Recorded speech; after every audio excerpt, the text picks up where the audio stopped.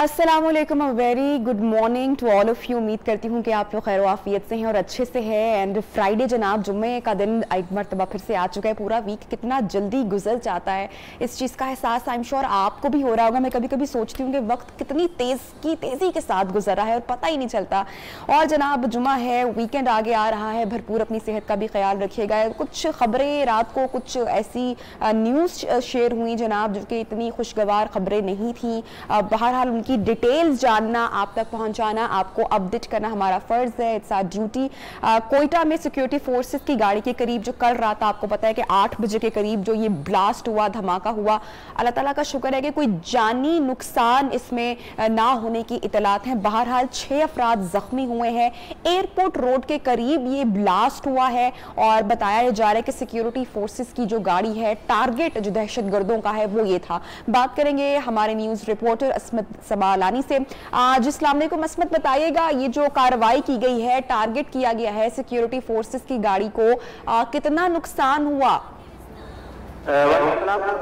गुज़िश्ता रोज जो है security forces के काफिला जो है एयरपोर्ट रोड अस्करी पार्क के करीब से गुजर रहा था कि उसके करीब ही धमाका हो गया। धमाके में जो है 6 अफराद जो है जख्मी हो गए, जिनमें सिक्योरिटी फोर्सेस भी शामिल है। धमाका खेज मवाद वहां पर जो मोटरसाइकिल में नस्ब किया गया था, जो रोड के किनारे ही खड़ा किया गया था, जैसे ही सिक्योरिटी फोर्सेस की गाड़ी करीब पहुंचे तो उसको जो है धमाके खेज मवाद से उड़ा दिया गया, जिसमें जो सिक्योरिटी जरा इनका कहना है कि धमाका खेज में भी 4 से 5 किलो धमाका खेज मवाद इस्तेमाल किया गया था। इसमें जो जख्मी थे उन्हें भी जो है तिब्बी इमदाद के लिए करीबी अस्पताल सीमेच मुंतकिल कर दिया गया था इनको। लेकिन जो जख्मी है ये मामूली जख्मी, लेकिन इनमें एक जो एहलकार है उसकी जो हालत तशवीशनाक बताई जा रही है, जिसको तिब्बी इमदाद के लिए करीबी अस्पताल मुंतकिल कर दिया गया था। वजीर दाखिला ने भी इस पर शदीद जो है अफसोस का इजहार किया और उनका कहना था कि ये जो धमाका खेज मवाद है, धमाका है, इसमें जो है हमारे हमसाय ममालिक का जो सरजमीन है ये इस्तेमाल की जाती है। जो कोयटा में एक नई लहर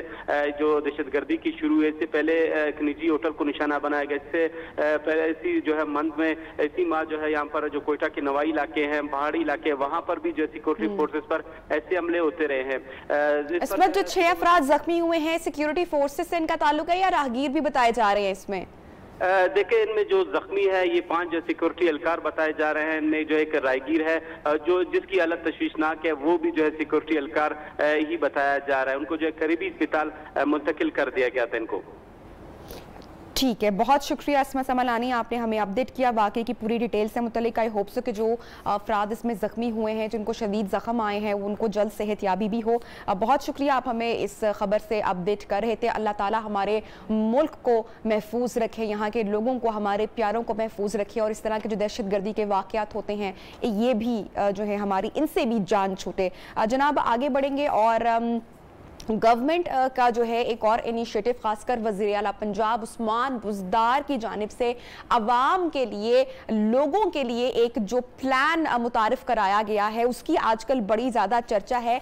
इस प्लान का, इस प्रोग्राम का नाम है खिदमत आपकी दहलीज पर और 1 जून को इस प्रोग्राम का बाकायदा जो है वो इफ्तिताह किया गया था। अच्छा जी, अब मैं आपको बताऊं कि जो खिदमत आपकी दहलीज पर ये एक प्रोग्राम है जो कि इब्तदाई तौर पर 3 हफ्तों पर मुश्तमिल है, जिसका पहला मरहला जिसमें गलियों, बाजारों, मोहल्लों को साफ किया गया है, स्कूल्स, कॉलेजेस, उनकी सफाई को यकीनी बनाया जाएगा। जो निकासी आपके जो प्रॉब्लम है, हमारे शहर में जो कूड़ा करकट मौजूद होता है डिफरेंट जगहों पर, उसकी सफाई सुथराई, उसकी क्लीनिंग, बेसिकली कि जो हमारा शहर है उसको नीट एंड क्लीन सिटी हम कैसे बना सकते हैं, ये जो प्रोग्राम है ये उसके लिए बनाया गया है। इसकी बाकायदा एक एप्लीकेशन भी है जो मेरे ख्याल से हम अपने फ़ोन में कर सकते हैं, शिकायत भी दर्ज करवा सकते हैं, अपना फीडबैक भी उसके ऊपर दे सकते हैं। अवाम जो है वो इससे कितना सेटिस्फाई दिखाई दे रहे हैं, इसके डिटेल्स हम हमारे न्यूज़ रिपोर्टर आमिर सलामत से भी जानेंगे। अस्सलाम वालेकुम आमिर, बताइएगा खिदमत आपकी दहलीज पर कितनी खिदमत कर रही है अवाम की? हाँ जी बिल्कुल, जिस तरह से खिदमत आपकी दहलीज पर ऐप का इनेकाद किया गया और इसका आगाज तो बाकायदा तौर पर सीएम पंजाब ने किया है। इस तरह की पहले भी जो है पीएम पोर्टल और सीएम पोर्टल के नाम से ऐसी शिकायत दर्ज करवाने की एप्लीकेशन मौजूद थी, मगर खास तौर पर ये बात थी कि commission of division captain time Mohammad Usman की सरबराही में और तमाम जो चीफ सेक्रेटरी ऑफिस है वो इसको मॉनिटर कर रहा है कि जो शिकायत आ रही हैं, इन शिकायत के अजाले के लिए इन्होंने जो है 72 आवर्स इसका एक वक्त मुकर्रर किया, डेडलाइन दी हुई है, मगर ये 10 से 12 घंटे में इनका क्लेम है कि इसको रिजॉल्व कर लिया जाता है। ये 3 मरले थे और 1 माह गुजरने वाला है इस हवाले से। मगर इस तरह की जिस तरह सोना शहर लाहौर मुहिम, आमिर 1 माह जो गुजर गया है उसमें कारकर्दगी कैसी रही? जिस तरह से सोना लाहौर मुहिम शुरू हुई थी, ये भी उसी तरह की मुझे मुहिम दिखाई दे रही है कि अगर बात की जाए एक्टिविटीज की, जिसमें सारे स्कूल्स में सफाइयों के हवाले से तमाम अफसरान ने पूरे लाहौर डिवीजन की अगर बात करें, वहां पर जो कंप्लेंट्स दर्ज कर रही हैं, जो पब्लिक कंप्लेंट्स थी वो 7312 थी, जिनमें से जो एक्टिविटीज की गई हैं, जो पोर्टल पर शिकायत आई हैं वो 4890 शिकायत मौसूल हुई, जिस पर इनका जो डैशबोर्ड है वो तो ये कहता है कि 3502 एप्लीकेशन रिजॉल्व हुई और उसका जो तनासुब है वो 72% रिजॉल्व। और इसमें एक बात है कि फेक रिजॉल्व की गई है कि मतलब अफसरान ने पिक्टोरियल भेज दिया कि रिजॉल्व कर ली गई है, वो 4 हैं। वो 4 शिकायत ऐसी थी जिस पर कार्रवाई करते हुए फौरी तौर पर उनके खिलाफ इंक्वायरी करवाई जा रही है। एक इनिशिएटिव इस तरह के कंट्रोल रूम कायम कर दिया गया है, उसमें फीडबैक लिया जाता है। अगर इस तरह का इनिशिएटिव मुस्तकिल बुनियादों पर लिया जाए, जो अगर पिक्टोरियल तस्वीर खींचकर वीडियोस बनाकर लोग अपनी शिकायत दर्ज करवाएं और तो शिकायत की आप बात कर रहे हैं आमिर सलामत, लेकिन जो हमने भी इसका फीडबैक और जो रिव्यूज आ रहे हैं, बल्कि चंद उसमें से हम स्क्रीन पर शेयर भी कर रहे हैं, आवाम को काफी इसमें दिक्कत दिखाई दे रही है और फीडबैक में काफी लोगों की जानिब से कहा जा रहा है कि जो एप्लीकेशन है इट्स नॉट वर्किंग प्रॉपरली, और जब भी कोई शिकायत दर्ज करवाई जाती है, किसी किस्म का फीडबैक देना होता है, तो वहां पे एरर आ जाता है, जिसकी वजह से वो अपना फीडबैक नहीं प्रॉपर तौर पर उसका इंदराज कर पाते हैं। तो क्या इस हवाले से जो है वो पंजाब की तरफ से जो हमारा आईटी डिपार्टमेंट है पंजाब का, क्या वो कुछ इसकी जो एरर्स है उसको दूर करने के लिए कोई इकदाम उठा रहा है, काम कर रहा है, ताकि हर बंदे की रसाई एप्लीकेशन तक आसानी से हो बगैर किसी एरर के? जी बिल्कुल, ये शिकायत आई है, बल्कि मैंने खुद जब ये एप्लीकेशन डाउनलोड की थी तो 2 दिन मैं कर नहीं पाया था, जिस पर मैंने कंसर्न लोगों को भी कहा था और इसके हवाले से खबर भी दी थी कि ये एप्लीकेशन वर्क नहीं कर रही, क्योंकि पीआईटीबी का सब्जेक्ट है और इसको अपडेट करते रहते हैं। नई एप्लीकेशन थी पर कमिश्नर लाहौर का ये कहना था कि इसको अपडेट करें, एरर्स हैं, लोग तनकीद भी करें इस पर। एक पहलू ये भी है कि लोगों की शिकायत हल नहीं हो पा रही, वो बार बार करें कंप्लेंट, और ये बात बिल्कुल दुरुस्त है कि जिनकी शिकायत हल नहीं हो आ रही वो शिकायत वैसे भी पोर्टल पर दोबारा कर रहे हैं और उनको इग्नोर भी किया जा रहा है। इस हवाले से भी हमने खबर दी थी कि कुछ शिकायत को नजरअंदाज करके चला दिया जाता है। इतनी शिकायत में से जो 4 का फेक होना है, शिकायत दर्ज करने में भी कई बार मुश्किलात का सामना करना पड़ रहा है कि कई घंटे जो तस्वीरें अपलोड नहीं की जाती, पर उसको वो दुरुस्त करने की कोशिश कर रहे हैं इंतजामिया का ये कहना। अच्छा, दूसरे और तीसरे मरहले के हवाले से बताइएगा, इसमें टारगेट क्या क्या है? अब बिल्कुल ये दूसरे मरने में सफाइयों का अमल था जो कि सरकारी इमारतों में भी करना था, स्कूल कॉलेजेस में भी करना था। हमने देखा है, आप ये देखना असल ये है कि इस पर फंड्स कितने खर्च किए गए हैं। असल वजह ये है क्योंकि हमने कई जगह पर देखा सरकारी इमारतों को पेंट होता दिखाई दे रहा है, जो स्कूल कॉलेजेस हैं वहां पर पेंट होता दिखाई दिया, मगर अगर मैं मजमूई तौर पर बात करूं तो माजरत के साथ लाहौर शहर में जो हजारों की तादाद में छोटे बड़े स्कूल सरकारी इमारतें मौजूद हैं और जिस तरह से पूरी डिवीजन में और जिस तरह एक अमल किया जा रहा है वो बड़ी क्वांटिटी थोड़ी दिखाई जाती है कि ये एक मतलब फॉर्मेलिटी के तौर पे जो पेंट का अमल था दूसरा मरला था कि सफाई। अच्छा आमिर, यहाँ पे ये बात बड़ा जरूरी है जानना कि जहाँ पर खिदमत आपकी दहलीज प्रोजेक्ट आवाम के लिए है और हमारे शहर की खूबसूरती के लिए है, वहाँ पर आवाम में अवेयरनेस क्रिएट करना भी तो बहुत जरूरी है, चाहे 3 महीने का या 4 महीने का प्रोग्राम हो और बड़ी अच्छी कारकर्दगी के साथ वो अपने इख्तिताम को पहुंचे, लेकिन उसके बाद आवाम में अवेयरनेस लाना कि उनकी भी कुछ जिम्मेदारियां कुछ फराइज शामिल होते हैं, उस हवाले से भी आपको लगता है कि कोई प्रोग्राम होना चाहिए या कोई प्लान है गवर्नमेंट का इस हवाले से? जी बिल्कुल, जिस तरह से पहले एक कोई भी प्रोग्राम लॉन्च करने की जैसे कोविड की कैंपेन लगा लें तो बड़ी बड़ी सेलिब्रिटीज को और अहम शख्सियात को बुलाया जाता था, जिसमें फिल्म स्टार भी थे, स्टेज अदाकार भी थे, क्रिकेटर भी थे, मगर इस ऐप के हवाले से फिलहाल ऐसी कोई एक्टिविटी नजर नहीं आई कि इस ऐप के ही थ्रू आप ऐसी आगाही फराहम करें कि गंदगी ना फैलाए, क्लीन एंड ग्रीन रखें, पौधे लगाएं, शजरकारी करें। इस हवाले से जो डिस्ट्रिक्ट गवर्नमेंट का किरदार है वो थोड़ा सा मायूस मुमकिन दिखाई देता है कि इसको अवेयरनेस कैंपेन में मुंतकिल करना शिकायत को, वो थोड़ा सा उसमें मैं देखता हूँ कि कमी कोताही है। अगर इसी तरह जो कि यूटिलाइज किया जाए, क्योंकि गवर्नमेंट के साथ तमाम जो स्टेक होल्डर्स हैं, जो पब्लिक फिगर्स हैं, वो ऑन बोर्ड होते हैं, उनके राबते होते हैं, उनको अगर इस्तेमाल किया जाए तो शायद लोगों के लिए मोटिवेशन हो। और इस तरह से जो एक्टिविस्ट हैं, जो काम करते हैं, जो इस हवाले से बहुत ज्यादा एक्टिव हैं और इस हवाले से जो आगाही फैलाते हैं, जैसे सफाई के हवाले से एक बड़ा है कि कचरा ना फेंका जाए और मार रोड पे 1000 रुपये जुर्माना भी आयद किया जाता है कानूनी तौर पर कि अगर वहां पर वो कचरा, अगर इस पर अमल दरामद होता दिखाई नहीं देता, लोग इस चीज को तवज्जो नहीं देते। वोट तो हमेशा है कि 1000 रुपये जुर्माना होगा, मगर उसी माल रोड पर हम गंदगी फैलाते दिखाते हैं चीज को। मगर यहाँ पर लोग थोड़ा सा जिम्मेदारी का मुजाहरा नहीं कर रहे। इंतजामिया भी इस हवाले से अगर चाहे तो कोई ऐसा प्रोग्राम लॉन्च कर सकती है। कोविड है माना जाता है, मगर उनके वीडियो पैगामात अगर आए खिदमत आपकी दहलीज पर ऐप के हवाले से, और उसमें कोई मैसेज ऐसा हो कि आप अपना फर्ज समझते हुए जैसे घर की सफाई करते हैं उसी तरह बाहर शहर की सफाई को अगर हम अपना किरदार अदा उसमें करें तो शायद ये लाहौर ग्रीन भी हो और शजरकारी के तहत पौधे लगाने से ग्रीन भी दिखाई दे हमें। अच्छा, चीफ सेक्रेटरी साहब का ये भी कहना है कि जो 25,000 शिकायत मौसूल हुई उनमें से 22,000 को बर वक्त तौर पर हल कर लिया गया। Is it true? ऐसा ही हुआ है? अगर ऐसा है तो इसका मतलब है कि they are going really good. तो देखिए, रसाई की अगर बात की जाए तो खिदमत आपकी दहलीज पर ऐप की जो एक प्रॉब्लम आती है अपलोड करने के हवाले से, अगर आप बात करें एक माह में 22,000 शिकायत हैं तो ये बहुत कम है।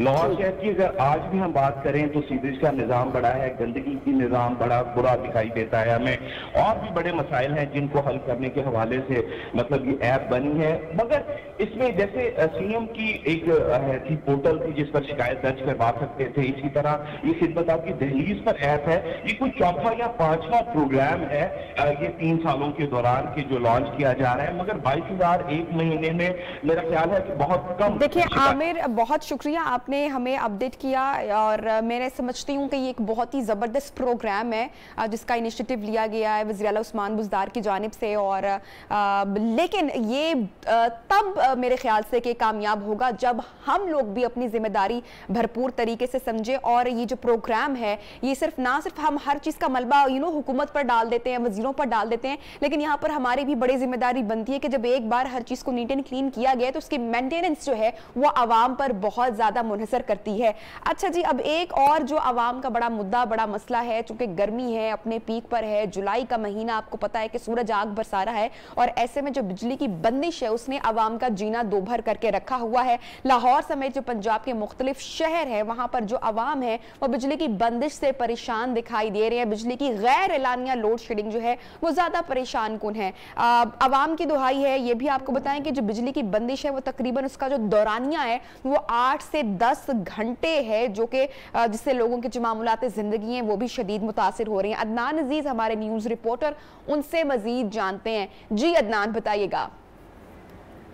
देखिए नबीहा, अभी आपने बात की है कि जो शहरी है वो परेशान है, लेकिन ये तब्दीली सरकार में ऐसा फर्स्ट टाइम हुआ है कि जो साबका हुकूमत थी ना वहाँ पे ये अवाम को सिर्फ परेशानी होती थी कि जी लोड शेडिंग हो रही है या पोस्ट लोड शेडिंग हो रही है, लेकिन यहाँ पे अवाम जो है वो दोहरी अजियत का शिकार हो रही है। इसमें अगर मैं आपको ये बताऊँ, सबसे पहले हम बात करते हैं शॉर्टफॉल की।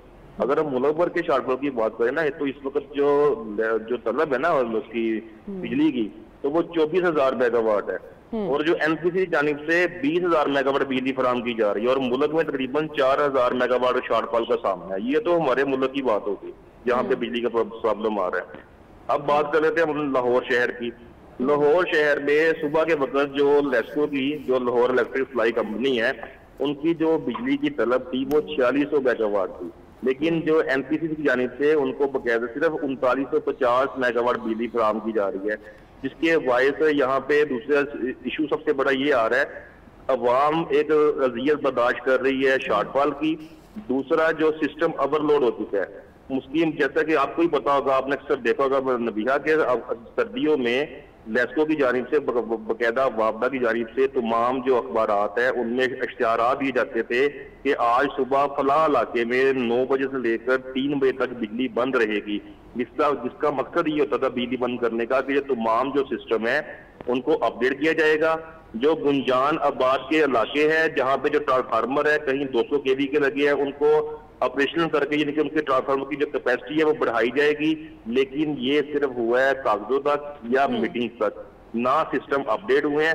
ये ऐसा नदिया फर्स्ट टाइम हो रहा है कि पहले जो हुकूमत थी वो सिर्फ फीडर बंद करती थी, अब वो बकायदा पूरे ग्रिड बंद किए जा रहे हैं क्योंकि सिस्टम में ओवरलोड हो चुका है। अगर ये ग्रिड बंद ना करे तो इलाके जो है वो तो 24 घंटे अंधेरे में डूबे रहे। उसकी ये सूरत हाल है। इन्होंने ये दावा किया था कि जो तमाम जो फीडर्स हैं उनको अपग्रेड कर दिया है, जो ग्रिड स्टेशन है उनको भी अपग्रेड कर दिया, लेकिन ऐसा कुछ भी नहीं हुआ। जो बड़े 220 केवी के ग्रिड स्टेशन है वो अभी भी ओवरलोड है, उनके सिस्टम अभी भी काम नहीं कर रहे। जहां बिजली की जो बिजली ज्यादा इस्तेमाल होती है तो वो फौरन वहां पे वो उसी वक्त वो ब्लास्ट करते हैं, जिसके बाद शहरियों की जो बिजली है वो बंद हो जाती है और अवाम बकायदा दफातर के चक्कर लगाने पर मजबूर है। लेकिन दूसरी जानिब यहाँ पे वापडा वालों ने और लेस्को वालों ने अपनी नाअहली छुपाने के लिए क्या काम किया है, लेस्को ने तमाम शहर जिनके तमाम जो शहर है बड़े उनको कैटेगरी में तकसीम कर दिया है। इल्जाम क्या लगा रहे हैं आवाम पे कि जी इन इलाकों में चोरी ज्यादा हो रही है और इन इलाकों में लॉसेस ज्यादा है। भाई अगर लॉसेस ज्यादा है तो आपकी जो रिकवरी टीमें हैं वो जो आपकी लॉसेस की टीमें हैं वो क्या कर रही हैं? यहाँ पे देखें कि अब लाहौर शहर में इन्होंने 5 कैटेगरी बनाई है, इनके लाहौर शहर को इन्होंने 5 हिस्सों में तकसीम किया है जी। इन कैटेगरी ए जो अंदरून का इलाका है, अब दूसरी बात है कैटेगरी बी जो बॉर्डर एरिया का इलाका है जी, यहाँ पे चोरी ज्यादा है। यहाँ पे अगर चोरी ज्यादा तो फिर यहाँ से आप बिल क्यों वसूल करते हैं? और दूसरी बात जानी ये भी देखने कि ये तो शहरी इलाकों के हालात, शहरी इलाकों के हालात है कि 6 से 7 घंटे लोड शेडिंग हो रही है। ठीक है अदनान अजीज, बहुत शुक्रिया आपने हमें अपडेट किया बिजली का जो बहरान जो बदस्तूर जारी है और जो अवाम की दुहाई है। लेकिन बहरहाल ब्रेक पर जाना है और ब्रेक पर जाने से पहले मैं आपको यही कहूंगी कि बिजली की बंदिश हो या पेट्रोलियम मसनूआत की कीमतों में इजाफा हो, आपने घबराना नहीं है। ब्रेक लेते हैं।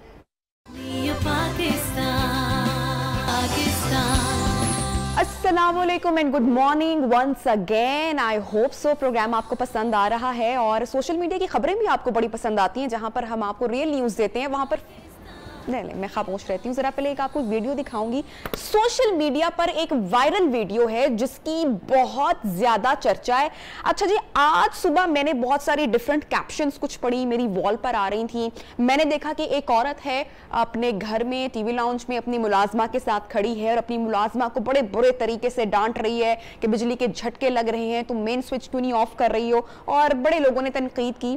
ये वीडियो क्या है सब जी जनाब, आपने ये वीडियो देखी और वीडियो में जो खातून है मेरे ख्याल से आपने उनको पहचानने की शायद कोशिश की है या नहीं की है। बहरहाल जो लोग नहीं पहचान सके मैं उनको बता दूं बगैर कोई सस्पेंस क्रिएट किए कि शीज़ा सुपर मॉडल नादिया हुसैन है जो अपने घर में अपनी मुलाजमा के साथ गुफ्तगू कर रही है। जितनी भी उन्होंने गुफ्तगू की, पहली बात तो it's my opinion, I don't think so कि उन्होंने कोई गलत बात की। बिजली के झटके अगर महसूस हो रहे हैं और उसमें आपके जो होम अप्लायंस हैं अगर वो जल जाते हैं, खराब हो जाते हैं और मुलाजमा से कॉन्वर्सेशन की गई है, लेकिन इसको इतना वावेला मचाकर इस पर इतनी तनकीद कर नादिया पर पता नहीं कैसी कैसी, मतलब कि उनको क्या मैं बोलूं अब कि क्या क्या उनके बारे में कहा गया है कि भाई ये ही है वो नादिया हुसैन जो औरत मार्च के लिए जाती हैं और बात करती हैं और अपने घर की मुलाजमा के साथ इतना इस तरह का नारवा सलूक इख्तियार किए हुए हैं। तो उन तमाम सोशल मीडिया ट्रोलर्स को हम बता दें कि सोशल मीडिया पर आने वाली हर खबर सच नहीं होती है। उसके पीछे आप उसको आगे से फॉरवर्ड करने से पहले, शेयर करने से पहले, किसी पर जजमेंट या कमेंट पास करने से पहले ये देख लिया करें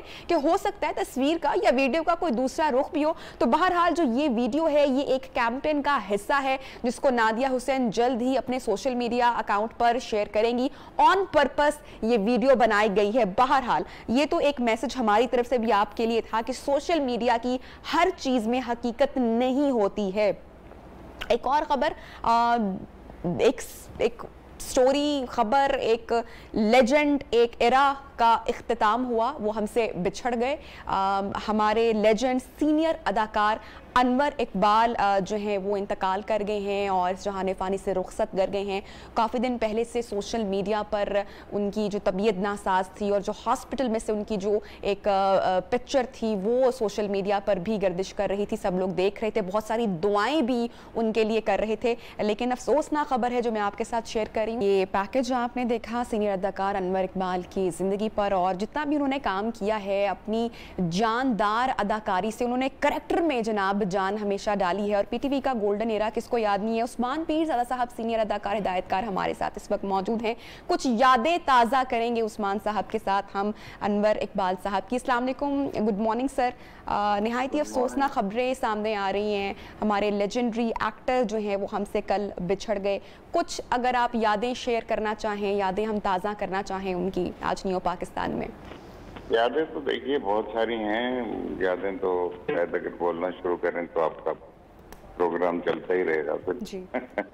लेकिन अनवर एक बड़े ही उम्दा इंसान थे, आर्टिस्ट तो वो अच्छे थे ही, लेकिन as a human being he was a wonderful person. और मेरी उनके साथ जान पहचान और दोस्ती जो है वो तकरीबन आई थिंक 35-40 ईयर्स तो हो गए होंगे। एक ज़माने में वो लाहौर शिफ्ट हुए थे और तब बहुत मुलाकातें उनसे रही। बहुत वज़ेदार इंसान थे, एक बड़ा प्राउड वज़ेदार इंसान थे और बड़े हम्बल डाउन टू अर्थ। उनकी और मेरी एक ऐसी चीज थी जो हम शेयर करते थे, वो enjoying a good cigar. It's a bad habit, but cigar जो है उसको कभी आप इनहेल नहीं करते। तो खैर anyway we enjoyed a good cigar both of us. और बहुत एक ऐसा वक्त उनके साथ जब वो लाहौर में थे खास तौर पर, तो गुफ्तगू बात करना, उनका अंदाज, उनके कपड़े पहनना, उनका स्टाइल बड़ा मजेदार इंसान था। मुझे बहुत अफसोस है कि उस दुनिया से रुखसत हुए, जाना तो सबने है जी, लेकिन उनकी एक तस्वीर जो छपी, जो शायद उन पे भी जरा गुजरी होगी कि ऐसी तस्वीर नहीं प्रिंट करनी चाहिए। जब वो अपनी बीमारी के बहुत ही मुश्किल वक्त पे गुजर रहे थे, सोशल मीडिया एक अजीब चीज है, ऐसी तस्वीर उनकी नहीं आनी चाहिए थी। मुझे बहुत दुख हुआ वो तस्वीर देखकर। एनीवेज अनवर इकबाल अपनी मेमोरीज के साथ तो हमारे साथ हमेशा रहेंगे। अल्लाह ताला उनको जन्नत नसीब करे, अल्लाह ताला उनके अहले खाना को सब्र अता करे। उनके इस तरह गुजर जाने से उनका खिलाफ तो नहीं होगा, लेकिन सब्र फरमाया। ठीक है। अच्छा उस्मान साहब, वो अदाकार तो एक बहुत मंझे हुए अदाकार थे, सीनियर एक्टर थे, लेकिन उसके साथ साथ सोशली कामों में भी बहुत एक्टिव हमेशा दिखाई दिए जब तक उनकी सेहत अच्छी रही। अदाकारी के साथ साथ, एक्टर होने के साथ साथ वो एक उस्ताद भी रहे। क्या रहे? उस्ताद। जी उस्ताद। हाँ देखिए, आई डोंट नो, उस्ताद तो हम खुद उसी तरह सीखे, एक दूसरे से सीखे, एक दूसरे का काम देखा, दुनिया में उम्दा काम जो रहा था वो देखा। तो इंसान तो हर वक्त, हम आज भी सीख रहे हैं। और जाहिर है Anwar was a very interesting and good actor. तो उनके साथ काम करने वाले लोग जरूर सीखते होंगे, खासतौर पर उनकी अदायगी और लफ्जों का इस्तेमाल वंडरफुल। बिल्कुल लोगों ने जरूर सीखा होगा उनसे। ठीक, उस्मान साहब बहुत शुक्रिया, आपने टाइम निकाला न्यू पाकिस्तान के लिए और कुछ यादें आपने ताज़ा की सीनियर एक्टर अनवर इकबाल साहब की। मैं उम्मीद करती हूँ और ये दुआ करती हूँ कि अल्लाह ताला उनके जो आगे की जर्नी है, जो उनका सफ़र है, उसको आसान बनाए। जनाब ब्रेक पर जा रहे हैं, जब ब्रेक से वापस आएंगे तो मोहब्बत की एक मिसाल आपके साथ शेयर करेंगे। एक बहुत प्यारी सी, एक बहुत मासूम सी वीडियो है, वो मैं आपको ज़रूर दिखाना चाहूँगी, साथ रहिएगा।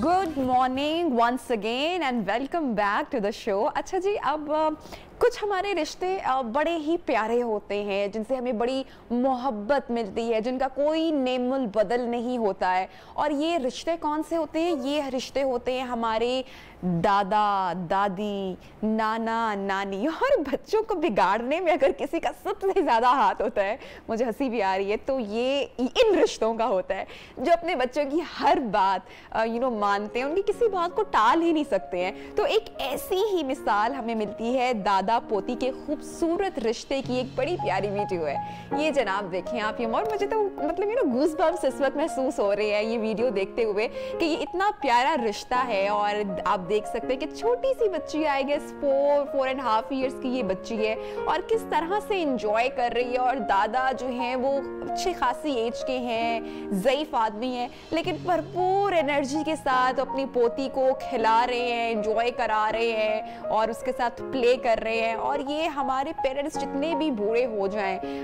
हमेशा इनकी कोशिश ये होती है कि इतनी जितनी भी एनर्जी है वो भरपूर बच्चों के साथ ज़रूर ये लोग स्पेंड करते हैं, उन पे सर्व करते हैं। तो यही एक बड़ी प्यारी एक वीडियो मैंने कल देखी सोशल मीडिया पे। I thought to share it with you कि समटाइम लोग दादी और दादा के प्यार को ये भी कह देते हैं कि नहीं भाई नाना नानी इज द बेस्ट, मगर ऐसा नहीं होता जनाब। ये वीडियो आप देख सकते हैं कितनी प्यारी और मिसाली वीडियो है। अच्छा जी, अब मैं ज़रा आगे बढ़ूंगी और एक सेगमेंट जो हम शामिल करेंगे, अब बड़ा इंटरेस्टिंग मुझे लगा जब मैंने इन खातून के बारे में जाना और जब मैंने देखा जो ये स्टीरियोटाइप्स जो ब्रेक कर रही हैं। इनसे हम डिटेल में जानेंगे भी, लेकिन उससे पहले मैं बताऊं कि जब एक खातून की शादी होती है किसी भी बच्चे की हमारी सोसाइटी में, मुआशरे में, तो सारी की सारी जो एक्सपेक्टेशंस होती हैं वो उस लड़की के साथ उससे की जाती हैं कि अब ये हर इस पैमाने पर भरपूर उतरे, 10 on 10 आए। शादी होती है, ठीक है, लड़की पर रिस्पॉन्सिबिलिटी होती है, लेकिन जब एक प्रोसेस उसकी ज़िंदगी में आता है, जब वो प्रेग्नेंट होती है और प्रेगनेंसी का एक ये जो खूबसूरत एक सिलसिला है, इसमें हमने देखा है कि लड़कियों को यूजुअली कोई सपोर्ट समटाइम नहीं मिल पाता हमारी सराउंडिंग से, हमारे रिलेटिव से, क्योंकि जो ये जर्नी है ये हर एक के लिए डिफरेंट जर्नी है।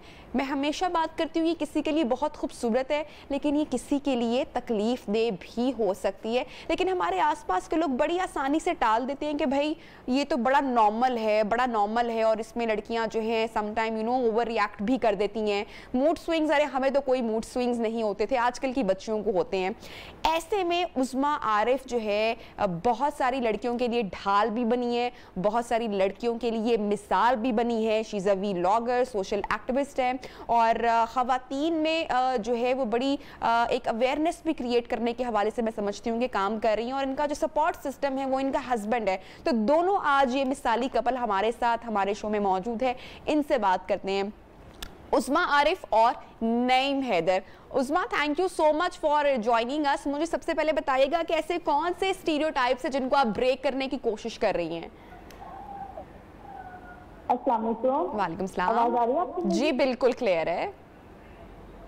अच्छा जी, जैसा कि आपने मेरा इंट्रोडक्शन भी करवाया कि as a social activist and मैं लिख रही कब से थी और मैं खुद बीइंग अ वुमेन इन चीज़ों को फेस करते हुए हमारी सोसाइटी में जितने भी ख़वातीन को मसाइल पेश आ रहे हैं, बड़ी नहीं हूँ, सारा फेस किया है। खुद अपनी एजुकेशन जब मैं ले रही थी, उसके बाद शादी हुई है, शादी के बाद के मामला, तो जैसा आपने बताया कि हमारे माशरे में लड़कियों को बहुत ज़्यादा ये सारी चीज़ें फेस करना पड़ती है, स्पेशली शादी के बाद, क्योंकि ससुराल होता है और आगे सोसाइटी की अपनी तरह की एक्सपेक्टेशन है। तो वो जिस सारे कन्वेंशनल तरीके हैं जो कि हमारे यहाँ पर एक औरत जब उसकी शादी हो जाती है, उसको एक्सपेक्ट किए जाते हैं, उनको लेकर और उनको लेकर मैं एक अलग तरीके से बताना चाह रही हूँ कि ऐसे भी होता है जैसे कि उसमें प्रेगनेंसी है। उज़्मा, जैसे कि क्या कौन कौन से हर्डल्स हैं, जैसे कि क्या, फॉर एग्जाम्पल? सॉरी, मुझे आपकी आवाज नहीं। मैं कह रही हूँ ऐसे कौन कौन सी हर्डल्स है, कौन कौन सी ऐसी मतलब कि ऐसे प्रॉब्लम्स होती हैं जो फेस करना पड़ती हैं जिसको लोग रियलाइज भी नहीं करते हैं हमारे आसपास पे कि ओ इट्स अ प्रॉब्लम? बिल्कुल, वो समझते कि नॉर्मल, जैसे सबसे पहले शादी के फौरन बाद आपके ऊपर प्रेशर पे बच्चा आप कर लें, बच्चा चाहिए। वो ये भी नहीं देखना चाहते जब एक कपल है, उसकी शादी हुई है, वो उनको कोई उनके अंडरस्टैंडिंग डेवलप हो, वो कोई टाइम साथ स्पेंड करें। उनको प्रेशराइज करना शुरू कर देता है सोसाइटी और उनके घर वाले के बच्चा हमें चाहिए, जो कि सबसे, मैं कहती हूँ कि यही से सबसे ज्यादा मसला स्टार्ट हो जाता है कि एक कपल है, जब इसको आराम से इनकी अंडरस्टैंडिंग है, वो खुद प्लान करेंगे कि जब वो रेडी हो जाएंगे इस चीज के लिए तो फिर उनको जाना चाहिए। लेकिन सिर्फ इस प्रेशर में आके बच्चा पैदा कर लेना, और बच्चा एक बहुत बड़ी जिम्मेदारी है कि जब बच्चा पैदा हो जाएगा तो आपकी एक पर्सनल लाइफ एक तरफ हो जाती है, वो आपने दोनों ने मिलकर उसको करना है। तो सबसे बड़ा ये, फिर अगर प्रेग्नेंट है औरत घर में, जो पहले ही दफा है, सब कुछ उसके लिए नया है, लेकिन उसमें सपोर्ट नहीं दी जाती, उसमें और एक्सपेक्ट किया जाता है कि ये प्रेग्नेंट भी है, इसको सब कुछ पता है और इधर बात की रिएक्ट नहीं करना, मूड स्विंग्स है, इसकी हेल्थ का ख्याल रखना या नहीं, मेडिकल चेकअप के लिए जाना है या नहीं, और आगे से ये मिसालें दी जाना है कि हमने तो 4-4 5-5 बच्चे पैदा कर लिए थे, हमें तो कुछ भी नहीं हुआ था। मुझे लगता है कि यहाँ पे औरत का सबसे ज्यादा हाथ है इस चीज में, इन चीजों को जो हम कह सकते हैं कि औरत की दुश्मन है, कि वो उन लोगों ने इस चीज को लर्न कर लिया है कि हमें कोई मसला नहीं होगा। और जो कहता है, जो कोई कंप्लेन भी करेगी अगर औरत कि उसको ये इश्यूज आ रहे हैं या उसने डॉक्टर के पास जाना है, तो ये बहाने हैं, ये उसके ड्रामे हैं, ये चीज हमें खत्म करनी पड़ेगी, क्योंकि आप देखिए इससे डायरेक्ट असर औरत की सेहत पे पड़ता है, उसके होने वाले बच्चे पे पड़ता है, और फिजिकल हेल्थ के साथ साथ मेंटल हेल्थ भी बहुत जरूरी है औरत की। दैट्स व्हाई हम अपने आसपास देख सकते हैं कि हमारे बच्चे इतने सेहतमंद आजकल नहीं हो रहे। मैंने खुद जब देखा है कि मेरी बेटी भी पैदा हुई है, बच्चे पैदाइशी उनका वजन कम होता है, और उस्मा हमने तो अपनी सराउंडिंग्स में ऐसा भी देखा है कि ड्यूरिंग प्रेगनेंसी आपको पता है कि जब इतनी ज्यादा खवातीन को एक टाइम आता है, स्पेशली इन फर्स्ट ट्राइमेस्टर, जब बहुत ज्यादा डिजीनेस भी होती है और आपको पता है कि नींद के गौते आ रहे होते हैं और सर चकरा रहा होता है, लेकिन हमारे आसपास के लोग रियलाइज नहीं करते, बल्कि जो ससुराल में जो बड़ी बड़ी समटाइम दावतें होती हैं उसकी भी सारी जो जिम्मेवारी है वो भी बहू के ऊपर डाल दी जाती है कि लो भाई अब जाओ और 10-15 लोगों की हांडी भी बनाओ, और कोई बात नहीं, तो बड़ा एक नॉर्मल काम है, अच्छी बात है, एक्टिव रहना, किचन में जाओ काम करो। बिल्कुल ऐसा ही है, और ये मुझे लगता है तरबियत का फुकदान है। सबसे ज्यादा औरत को खुद रियलाइज करने की जरूरत है कि ये हम अपने साथ गलत कर रहे हैं, क्योंकि जब मर्द का इसमें इसलिए मैं इतना ज्यादा कसूर यहाँ से थोड़ा सा मैं कहती हूँ कि नहीं, क्योंकि उसको तरबियत ही नहीं की गई ना, उसको तो साइड पे रखा गया। ये सारे मामला औरत के हस्पोर्ट कर दिए जाते हैं, जैसे कि सास ने अपने हाथ में ले लिए तो बेटा भी बेफिक्र हो गया कि माँ देख रही है, और आगे से सास है कि जी उसको तुम एक्टिव रहो, तुम काम करो, बेचारे एक वो उसके अंदर नन्ही जानवर तकलीफ के अमल से गुजर रही है, उसको बाकी आप कामों से फ्री करें, घर के उसके रेस्ट का ख्याल करें, उसको खाना वक्त पे उसको सारा करें, लेकिन नहीं, उस तरफ किसी का ध्यान नहीं है, मेडिकेशन की तरफ किसी का ध्यान नहीं है, नींद की कमी का शिकार है, पूरे दिन काम करती रहेंगी, रात को फिर तकलीफ होती है, आप बेड पे जाके लेते तो सारी तकलीफें उसी टाइम होती है, आपको नींद नहीं आ रही, तो ये एक केयरलेस एटीट्यूड है।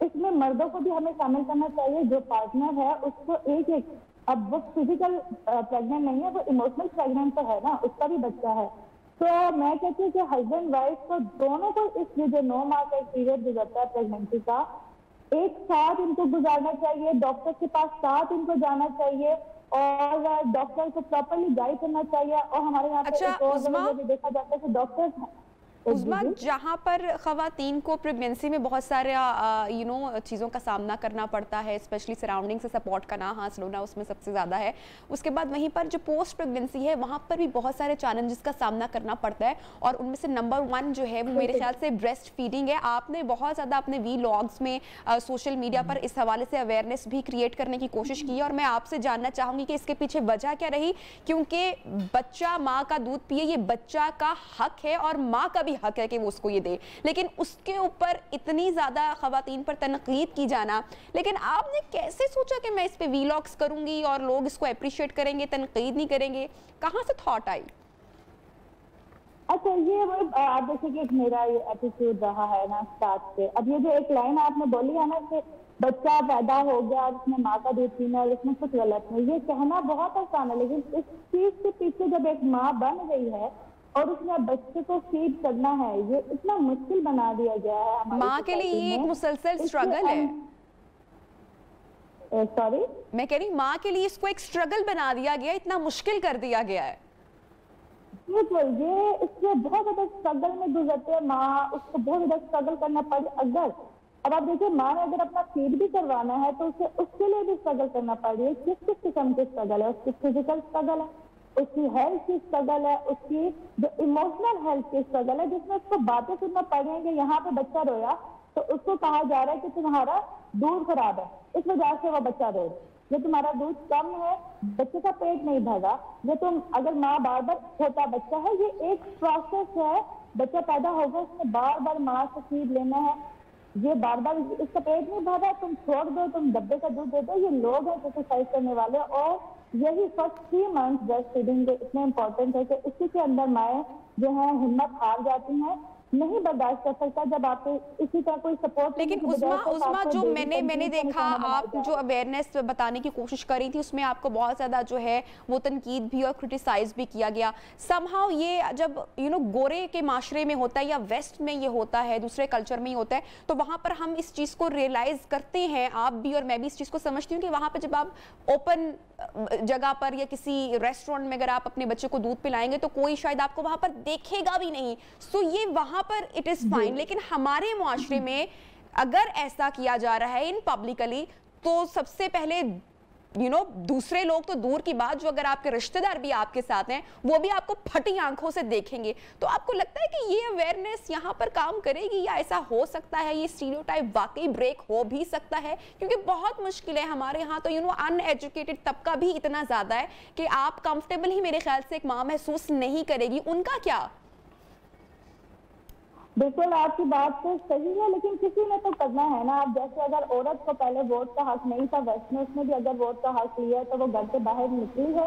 घर में बैठ के तो कुछ नहीं हो सकता, अपने हक के लिए आपको बाहर निकलना पड़ेगा, काम करना पड़ेगा। और इम्पैक्ट जरूर होता है। अगर मैं ये वीडियोस बना रही हूँ, ये व्लॉग्स बना रही हूँ, उसमें मुझे तनकीद का भी सामना है, लेकिन मैं अपने आस पास अपने कोलीग्स में, अपने फ्रेंड्स में देख रही हूँ वो उनमें कॉन्फिडेंस आ रहा है। सिर्फ मैं नहीं, अगर मैं तो वीडियो डाली लेकिन मैंने देखा, उन्होंने मुझे बताया कि अब हम लोग आराम से कर सकते हैं ब्रेस्ट फीड। कितने फादर्स कंसर्न है जो खुद पहली दफा बनना चाह रहे हैं, तो वो आके मुझे बताते हैं कि आपने हमारी मुश्किल आसान कर दी। कि उनको नहीं समझ आती कि हम क्या करेंगे, लेकिन मैं जब बताती कि मुझे अगर बाहर है, मुझे अपने बच्चे को फीड करवाना, मैं बाहर हूँ, मैं यूं कर लूंगी ऐसे, तो अगले बंदे से उससे मोटिवेशन मिलती है, आइडियाज मिलती हैं, कॉन्फिडेंस उसके अंदर आता है। बेशक इम्पैक्ट थोड़ा स्लो है लेकिन है जरूर, और इसी तरह दिए से दिया जलता है। तो जो ये बात है कि बाहर वेस्ट में अगर किया जाए तो कोई देखेगा भी नहीं, और हमारी सोसाइटी में तो कुछ कल्चरल वैल्यूज हैं उनको भी मैं फॉलो कर रही हूँ। आप मेरी वीडियोस देख लें, मैंने किसी किस्म की कोई नेगेटिव उसमें नहीं फैला रही, कवर है प्रॉपरली, लेकिन मैं आराम से एक कॉन्फिडेंस के साथ अपने बच्चे को फीड करवा रही हूँ किसी भी जगह पे। आपके हस्बैंड का कितना सपोर्ट रहा इस पूरे सिलसिले में जब आपने उनके साथ ये सारा मामला शेयर किया?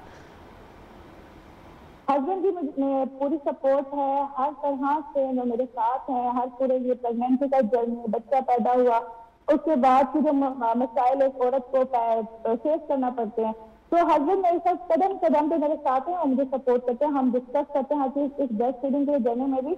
Now he is observing everything. यही मैं चाहती हूँ कि जो हमारे हस्बैंड हैं, जो औरतों के पार्टनर होते हैं, उनको उस चीज को समझने के लिए देखना चाहिए, साथ लगना चाहिए, तो पता चलेगा कि ये सब एक लाइन है। थैंक यू सो मच, आपने हमें ज्वाइन किया। आप जो खवातीन के लिए अवेयरनेस क्रिएट करने की कोशिश कर रही हैं, आई होप सो कि आप ये करती रहें इस तरह से, और कुछ अगर तब्दीली से आती है तो मेरे ख्याल से हमारे माशरे में